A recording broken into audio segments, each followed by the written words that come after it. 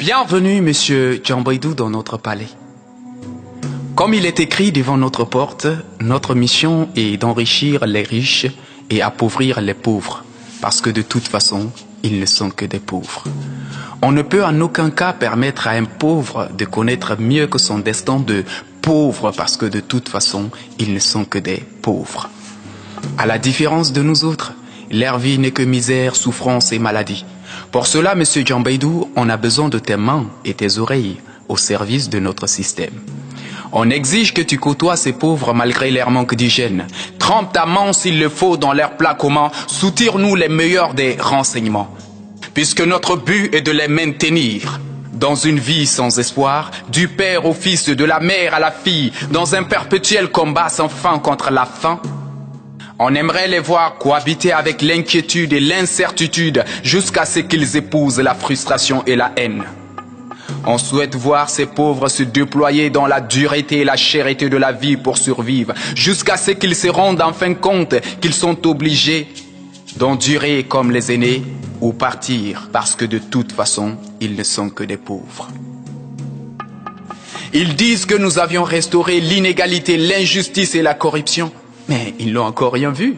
Bientôt, le mot confiance ne fera plus partie de leur langage. Le rire et la beauté, ils ne le verront que sur nos visages. Tout moyen d'expression, art, médias et presse écrite ne sera plus que souvenir, parce que de toute façon, ils ne sont que des pauvres. Ils verront leurs proches périr dans les hôpitaux, personne pour les aider.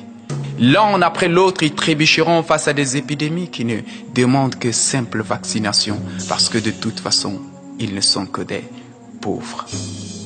En plus de la peur que nous avons restaurée dans leur cœur, comme des ânes, ils supporteront le poids de notre système.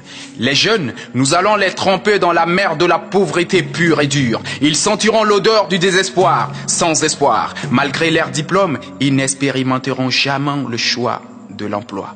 Ils seront condamnés à accepter nos propositions et tout leur sera dicté, quand parler et quand se taire. Ils assisteront à nos préférences sans mot dire. Ils se laisseront corrompre sous prétexte que la vie est dure. Ainsi, ils serviront de pions sous nos échiquiers ou faire le choix de partir comme les premiers ou périr parce que de toute façon, ils ne sont que des pauvres. On ne supporte plus le langage pauvre des pauvres, monsieur Djambaydou, qui n'est que pleurs et accusations parce que de toute façon, ils ne sont que des pauvres. Non, Djambaydou, tu n'as pas à t'inquiéter. Ces pauvres ne se révolteront jamais parce qu'ils ne savent pas quoi revendiquer. Quand Sinda faut, Sina il faut goûter Kalahawi. L'industrie minière de ce pays n'est pas leur préoccupation première.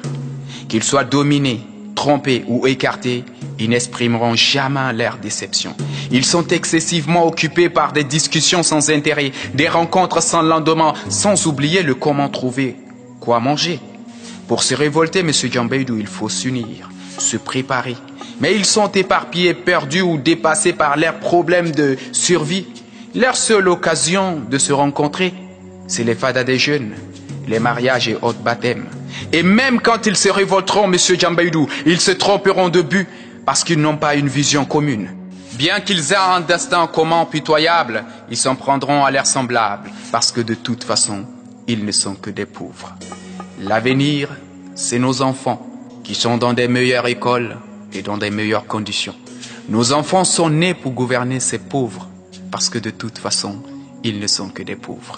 Une dernière chose, monsieur Djambaydou, pour maintenir un pauvre dans sa pauvreté, montre-lui les chemins des croyances. Ainsi, il t'oubliera. Tout malheur, et même son manque de volonté, il le verra comme émanant de la volonté supérieure. En attendant la miséricorde, il connaîtra la misère sans jamais se pendre à la corde. À présent, monsieur Djambaydou, tu peux rentrer chez toi, et mieux encore, avec une bouteille de whisky.